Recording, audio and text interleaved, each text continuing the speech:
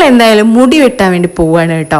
നമ്മുടെ ഒലിവിൻ്റെ മുടി എന്തായാലും വെട്ടണം. പിന്നെ ദിക്രു അങ്ങനെ സമ്മതിക്കുന്ന കൂട്ടത്തിലൊന്നും അല്ല, എന്നാലും അവന് ഇഷ്ടമാണെങ്കിൽ ഓക്കെ പറയുകയാണെന്നുണ്ടെങ്കിൽ വെട്ട എന്ന പ്ലാനിങ്ങിലാണ് കേട്ടോ പോകുന്നത്. അപ്പോൾ അവന് കട ഇഷ്ടമായി, അവിടുത്തെ സ്റ്റാഫുകളൊക്കെ ഇഷ്ടമായി, മനസ്സിന് ഓക്കെ എന്ന് തോന്നി അവൻ പറയുകയാണെങ്കിൽ വെട്ടാം എന്നൊരു മൈൻഡിൽ പോവാണ്. അപ്പം ഞങ്ങൾ പാൽക്കുപ്പിയൊക്കെ റെഡി ആക്കിയിട്ടാണ് ഒലിവിനെ കൊണ്ടുപോകുന്നത്. കാരണം ഒലിവിനെ നൈസായിട്ട് ഇരുത്തിങ്ങാണ്ട് മുടി നല്ല കട്ട് ചെയ്ത് കൊടുക്കണം എന്ന് വിചാരിച്ചിട്ടോ.